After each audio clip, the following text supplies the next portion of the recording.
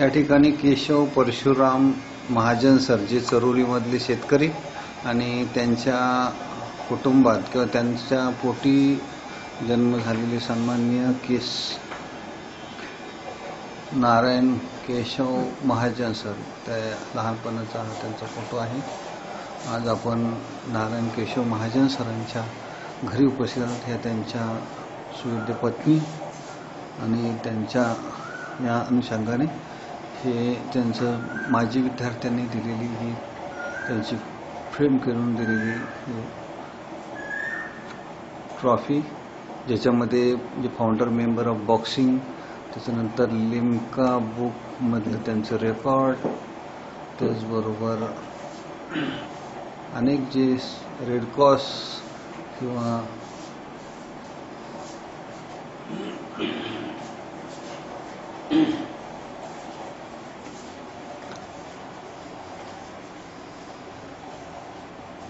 ॲमेच्युअर ॲथलेटिक्सचे ते मेंबर्स आहेत, त्याचबरोबर फाउंडर मेंबर ऑफ बॉक्सिंग, त्याचबरोबर पॅट्रन ऑफ द महाराष्ट्र हॉकी, त्याचबरोबर assistant commissioner for the scout, असे अनेक दर्जेदार कार्यक्रमांची आरेखन, त्याच्यामधलं नियोजन नारायण केशव महाजन सरांनी या ठिकाणी केले। हे त्यांचं पूर्ण घरातील ह्या ट्रॉफीज या ठिकाणी दिसतात। त्याचबरोबर त्यांची पुणे माउंटेनिअरिंग संदर्भातली ही ट्रॉफी दिलेली आहे।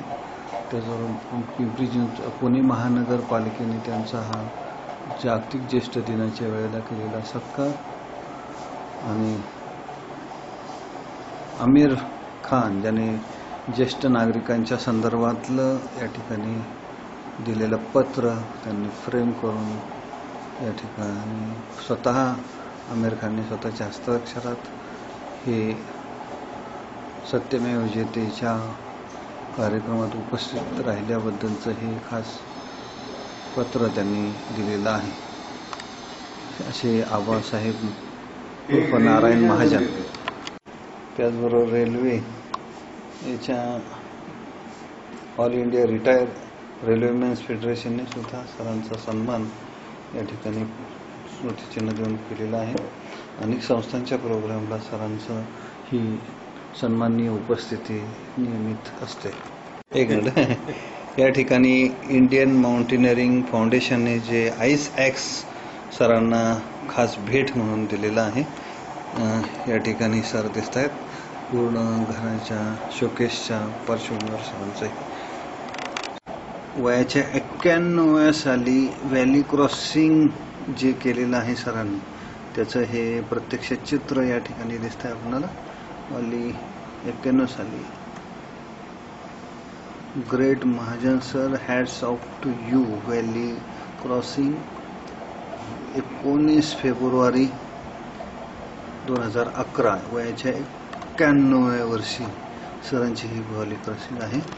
वयाच्या 93व्या वर्षी हे पुणे माउंटेनिअरिंग ग्रुपने दिलेली ही ट्रॉफी आणि जीवन गौरव पुरस्कार 2011 हरिभाऊ क्रीडा महर्षी हरिभाऊ साने प्रतिष्ठानने दिलेला हा पुरस्कार। या ठिकाणी आपण नारायण केशव महाजन सर उर्फ आबा महाजन सर यांच्याशी आपण संवाद साधत आहोत। NSCC स्पोर्ट्स यूट्यूब चॅनलच्या ह्या इतिहासातील सर्वात सुवर्ण क्षण असा या ठिकाणी गणला जाईल। सर्वात तरुण असे वय वर्ष 95 सालात आपण त्यांच्याशी आपण भेटत आहोत आणि पुणे शहराच्या या ठिकाणी खरं तर खूप दैवयोग असं म्हणता येईल की ज्यांचं कर्तृत्व हे आंतरराष्ट्रीय स्तरावरती गेलेलं आहे। सन चॅनल सारख्या चॅनलनी त्यांची माहिती त्या ठिकाणी दिलेली आहे।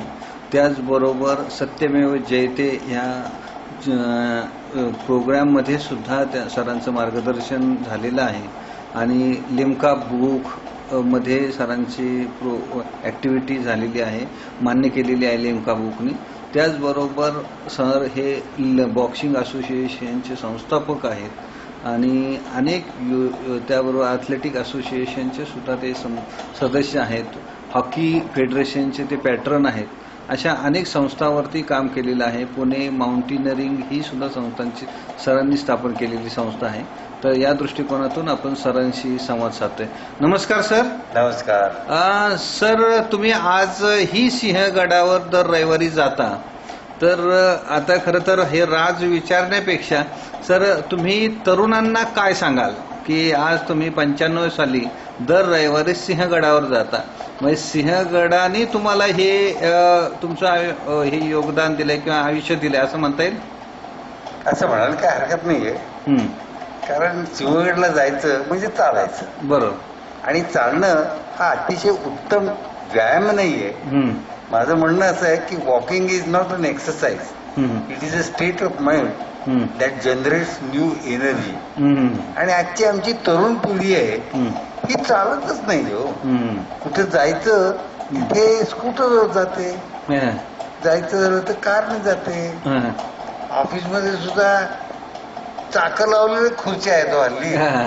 आणि पूर्वी आमच्या लहानपणी आम्हाला प्रातर्विधी करता ते बाहेर जावं लागायचं, पण आता अटॅच फ्लॅट झालेले आहेत, तर चालणंच लोकांचं बंद झालेलं आहे. तर माझं म्हणणं तरुण पिढीला असं आहे की अरे बाबांनो, निदान 1 तासभरच चाला ना. तर तुम्ही चालाल तर तुमची प्रकृती अतिशय उत्तम राहील. आता मी अजून सुद्धा 10 किलोमीटर रोज सकाळी चालतो. किती जोरात चालता, किती याला महत्व नाही, पण तुम्ही चालता याला महत्व आहे. बरोबर. आणि तुम्ही जर दररोज चालायला सुरुवात केली तर आज 1 तासात जेवढं चाललं तितकं पुढच्या वीक मध्ये आणखीन जास्ती चालाल, त्याच्या वीक आणखीन जास्ती चालाल. आणि मग तुमच्या लक्षात येईल की त्याच्यामुळे तुमचा स्टॅमिना वाढतोय, तुमची एनर्जी वाढते आहे. बरोबर, निश्चित. आणि सिंहगड चढण्यामध्ये एक मजा आहे, ती मजा तुम्ही चालायला पाहिजे. आणि खरं काय आहे, आम्ही फार नशिबान आहोत की पुण्यासारख्या ठिकाणी सिंहगड इतकं जवळ आहे हो. आणि ती सारख्या बसेस अर्ध्या तासाची बसेस आहे, बसेसनी जा आणखी मजा करून या माघारी. आठवड्यात नाही, निदान महिन्यात एकदा जा. मी वेळोवेळी कधीतरी म्हणतो, घटका गेली, पळे गेली, तास वाजे ठणाणा, आयुष्याचा नाश होतो, एकदा तरी सिंहगड चढा ना. Good good. निश्चितच. सर, राजगड सुद्धा जवळ आहे, 60 किलोमीटर आहे, तर त्याच्याविषयी काय सांगाल सर? नाही, राजगड तर फारच छान आहे. आणि राजगडावर जो बाले किल्ला चढायचा तो चढल्या म्हणजे असं वाटतं की अरे काय शिवाजी महाराज असतील यावेळी रोज वर चढायचे खाली याची, कारण ती त्यांची पहिली राजधानी. तेव्हा राजगड तर पाहायलाच पाहिजे. म्हणजे शिवनेरी हे जरी जन्मस्थान असलं तरी राजगड ही पहिली राजधानी. आणि ज्या वेळेला तानाजी सांगितलं की सिंहगड घ्या, त्यावेळेला जिजामातांनी राजगडहून सिंहगड पाहिला. आणि आता तुम्ही सिंहगड गेला म्हणजे तुम्हाला राजगड दिसतो आणि तोरणा पण दिसतो. सर, तुम्ही जे आमिर खानच्या प्रोग्राम मध्ये गेला होता, तर त्यावेळेला तुम्ही ज्येष्ठांसाठी खास एक मार्गदर्शन केलं, तर त्या संदर्भात काय सांगाल सर? नाही, मी त्याला असं सांगितलं होतं, तो मला म्हणाला की या वयामध्ये सुद्धा आपण इतके उत्साही आहात, तर लोकांना तुम्ही काय सांगाल? तर मी हे सांगितलं होतं की लोकांनी टेन्शन अजिबात घेऊ नये. आणि जर टेन्शन घ्यायचं नसेल तर अपेक्षा करू नयेत. अपेक्षा नाहीत म्हणजे टेन्शन नाही. आणि दुसरी गोष्ट मी त्यांना सांगितली की जे तुम्ही खाता ते निम्म खा, पाणी आहे ते डबल प्या, एक्सरसाइज तिप्पट करा, आणि चौपट हसा, आनंदी राहा. हो, त्यामुळे तुम्ही उत्तम राहा. सर, आमिर खानचा तुमच्याशी संपर्क कशा माध्यमातून झाला? काय मला काही समजलं नाही. एकदा मला फोन आला की सर, मी सत्यमेव जयते एक चॅनलवर करतोय आणि त्याच्याकरता तुमचं सहकार्य पाहिजे आहे. तर मी म्हटलं, रे मी एक शाळा मास्तर आहे, माझं सिनेमाची काही संबंध नाही, टीव्हीची काही संबंध नाही. तर तो म्हणाला तसं नाहीये, मी वयस्क माणसाकरता म्हणून काही एक एपिसोड तयार करतोय. आणि मी लिम्का बुक मध्ये तुमचं रेकॉर्ड पाहिलंय की 88 वर्षी तुम्ही पॅरासेलिंग केलं आणि 91 वर्षी तुम्ही व्हॅली क्रॉसिंग केलं. तर तुमच्यापासून काहीतरी या लोकांना उत्साह मिळेल म्हणून तुमचा इंटरव्ह्यू मला पाहिजे आहे. तुम्ही ठीक आहे म्हणलं. सर तुम्ही जी बॉक्सिंग असोसिएशन चे पण संस्थापक आहात, तर हे पुणे परिसरामध्ये बॉक्सिंग कशा पद्धतीने चालू झाली किंवा कसं? आपल्याकडे इंटर स्कूल स्पोर्ट्स होतात. तर पुणे स्कूल्स ऍथलेटिक असोसिएशन म्हणून संस्था आहे आणि त्या संस्थेतर्फे सगळे स्पोर्ट्स ऍक्टिव्हिटीज आहेत, त्याच्यामध्ये बॉक्सिंग असतं. बरोबर. तर प्रत्येक शाळांमधनं बॉक्सिंगचे टुर्नामेंट व्हायचं. तसं इंटर कॉलेज बॉक्सिंग पण व्हायचं. तर माझी जी शाळा नॅशनल मॉडेल स्कूल, आमच्याकडे बॉक्सिंग हे कंपल्सरी होतं. तर आमच्याकडे भरपूर सगळे बॉक्सर घ्यायचे आणि त्यावेळेला असा विचार झाला की आपण बॉक्सिंग कॉम्पिटिशन करता वेस्टर्न इंडिया बॉक्सिंग असोसिएशनच्या करता मुंबईला जातो. तर आपल्याकडे पण एक डिस्ट्रिक्ट असोसिएशन पाहिजे. त्यामुळे मग एक मिस्टर रुबेन, इझी रुबेन म्हणून होते, नंतर ममदापूरकर म्हणून, ते ममदापूरकर ते इंटरनॅशनल हे ते रेफरी आहे, ते आम्ही सगळे एकत्र आलो आणि बॉक्सिंग असोसिएशन स्थापन केली. आणि कोणत्या लेवलच्या स्पर्धा झालेल्या आहेत तुमच्या समोर किंवा काय बॉक्सिंगच्या? नाही, बॉक्सिंगच्या सगळ्या स्पर्धा इंटर स्कूल इंटर कॉलेज व्हायच्या. त्यानंतर ब्रिगेड बेदी म्हणून होते सबीर कमांडर, त्यांच्या नावाने एक ट्रॉफी व्हायची. ती आता बंद झाली कारण बॉक्सिंगच शाळांमध्ये थोडंसं कमी झालेलं आहे. आता जे बॉक्सिंग आहे त्या ज्या ओपन क्लब्स आहेत त्यांच्यातर्फे चालू असतं आणि मोठ्या कॉम्पिटिशन्स होत असत. त्या आता वेस्टर्न इंडिया बॉक्सिंग कॉम्पिटिशन थांबल्या आहेत थोड्याशा. आणि आता आपल्याकडे मुलीसह बॉक्सिंग करायला लागल्यात आणि फार छान करतात. मध्ये आपल्याकडे मेरी कॉम येऊन गेली पण तिला काही वेळ नव्हता, तेव्हा तिला मला काही असोसिएशन जाऊन भेट करायला लागणे. माझी तिची गाठ झाली. सर तुम्ही हॉकी चे पण पेट्रन आहात आणि तुम्ही 1951 पासून तुम्ही त्या संस्थेशी निगडीत आहात पदाधिकारी या लेवलला.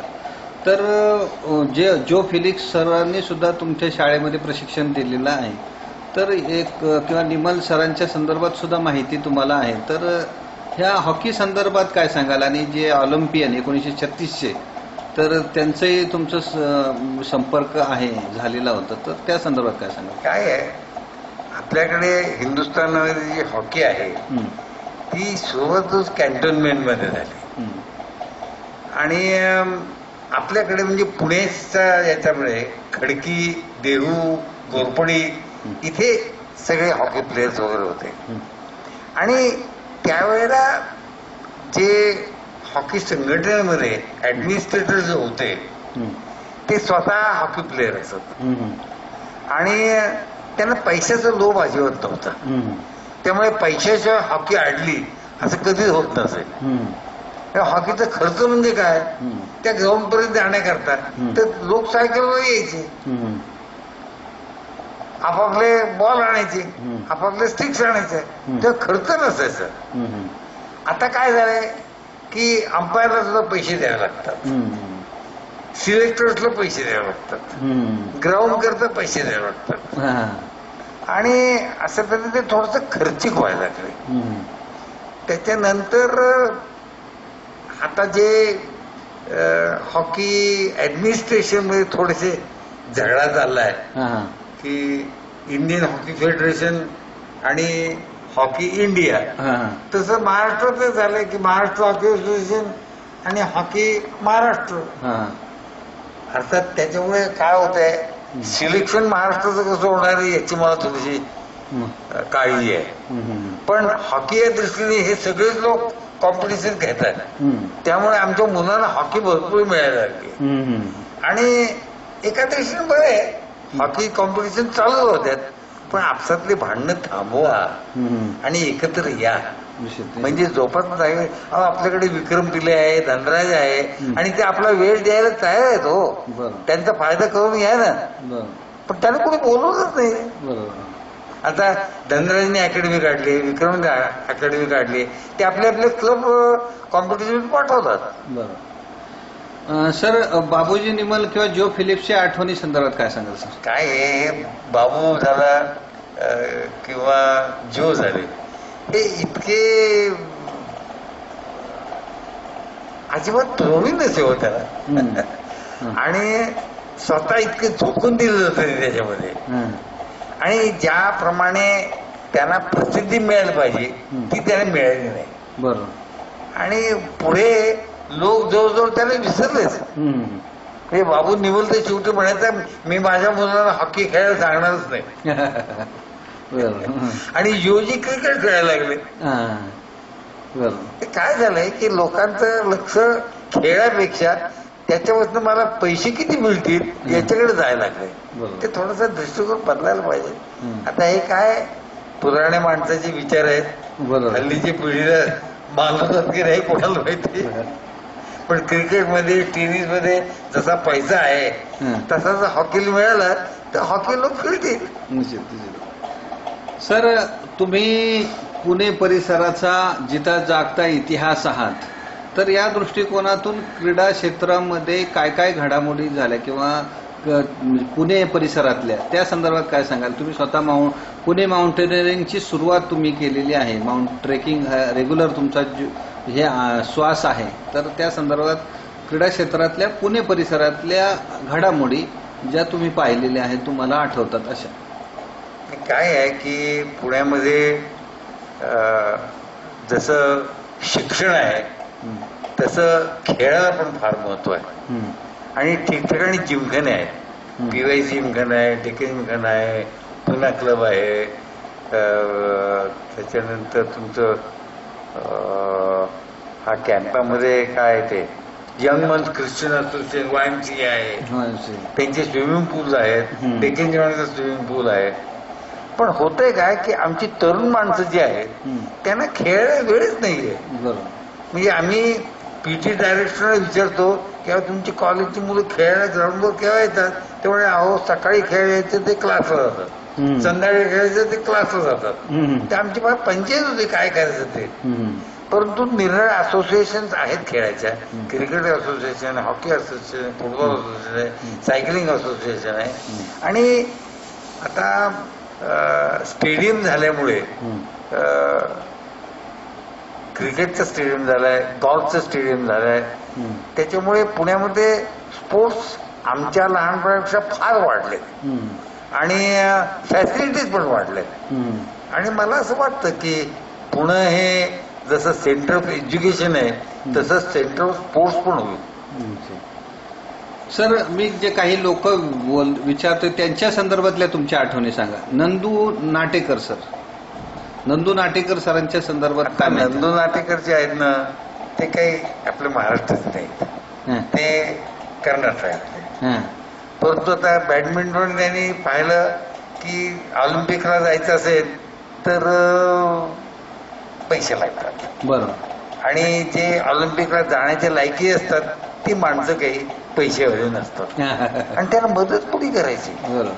तेव्हा त्यांनी एक संस्था स्थापन केलेली आहे आणि ऑलिम्पियन करता म्हणून पैसे जमा करायचे आणि त्यांना द्यायचं अशी ती संस्था आहे. आणि आपल्याकडे एक मनीष म्हणून, मनीष साबळे मला वाटतं त्याचं, मनीष साबळे तो बिल्डर आहे, तर तोही या सगळ्या गोष्टीला मदत करायला आलेला आहे. आणि त्यांनी मध्ये मेरी कॉमला इथं आणलं होतं आणि त्याच वेळेला माझी मेरी कॉमची गाठ पडली. आणि आता आपल्याकडे आता माउंटेन्स हे घ्यायला लागले, तर माउंटेनची इन्स्टिट्यूट असावी. तर त्यांनी गिरीप्रेमी म्हणून जे लोक आहेत जे एव्हरेस्टवर गेले होते त्यांच्याबरोबर हे करून मुळशीपाशी माउंटेनिंग इन्स्टिट्यूट तयार करण्याचा घाट घातलेला आहे आणि त्याच्याकरता मोठीच जागा दिलेली आहे. तेव्हा मला असं वाटतं की पुणे हे सेंटर ऑफ स्पोर्ट्स होईल. सर तेरणीकर सरांच्या संदर्भात काय सांगा?